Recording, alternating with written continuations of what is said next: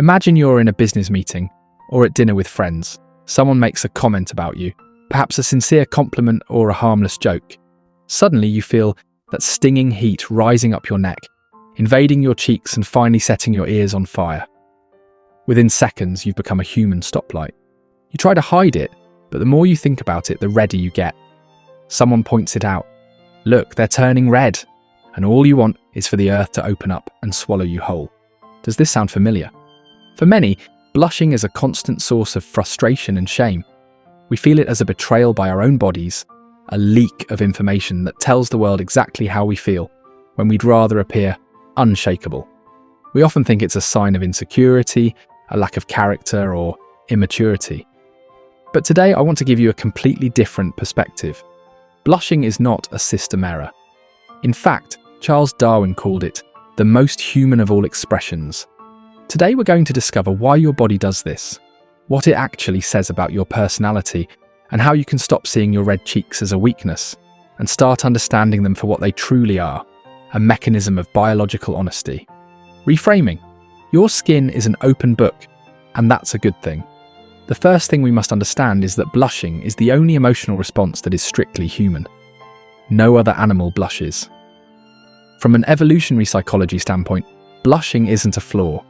It's a social signal of pacification. When you blush, you are sending a coded message to the group. I recognize social norms, I care about what you think, and I am not a threat. Scientifically, people who blush are often perceived as more trustworthy, generous, and empathetic. Your face is doing the hard work of proving you have a social conscience before you even open your mouth. It's not a sign of weakness, it's a sign that your value system is deeply connected to others. The mechanism, the biology of vasodilation. What exactly happens under your skin when you turn into a tomato? It all starts in your autonomic nervous system, specifically the sympathetic branch. When you experience an intense social emotion, like shame, pride, or shyness, your brain releases adrenaline. This hormone prepares your body for action, but it also acts as a natural vasodilator. The blood vessels in your face, the facial veins, are unique. They have receptors that respond very sensitively to adrenaline. Unlike other parts of the body where vessels might constrict under stress, the ones in your cheeks widen, allowing a rush of warm, oxygenated blood to pass close to the surface of the skin. Here is the psychological catch. Blushing is involuntary. You cannot command your face to turn red, and you certainly cannot command it to stop. That is why it's the purest signal of honesty in existence. It's impossible to fake. It is a response from your amygdala, the emotional center, bypassing the filter of your prefrontal cortex, the rational part. Trauma and pathologies linked to blushing. Childhood humiliation trauma. Many who suffer from intense blushing had public humiliation experiences during their formative years. If you were ridiculed by a teacher, parent, or peers at a vulnerable moment, your brain registered that being seen is dangerous. The blushing acts as a physical recreation of that original shame. Erythrophobia, the pathological fear of blushing. This isn't just about blushing, it's the panic that others will notice it. This phobia creates a vicious cycle. The fear of blushing generates anxiety, anxiety triggers adrenaline, and adrenaline causes the blush. Social anxiety disorder.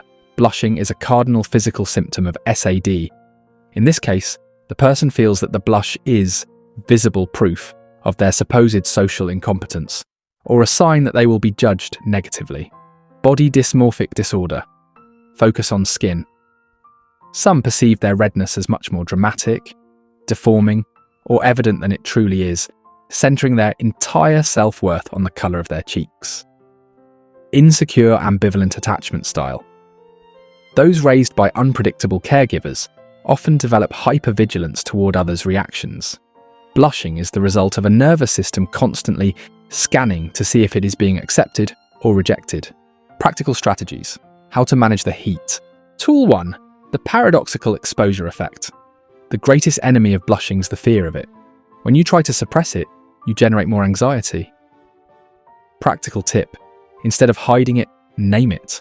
If you feel it coming on, say, "Wow, I've turned red, that really caught me off guard." By externalizing it, the secret disappears, anxiety drops, and the blush usually fades much faster. Tool 2. Temperature reframing. We often confuse the sensation of heat with others' judgment. How to apply it? When you feel the heat, tell yourself, my body is sending extra oxygen to my face to help me process this interaction. It's energy, not shame. Treat the heat as a neutral physical response, like sweating after a run. Tool 3. The external focus technique. Blushing feeds on excessive self-consciousness. Exercise. As soon as you feel the heat rising, find 3 objects in the room and describe them mentally in detail.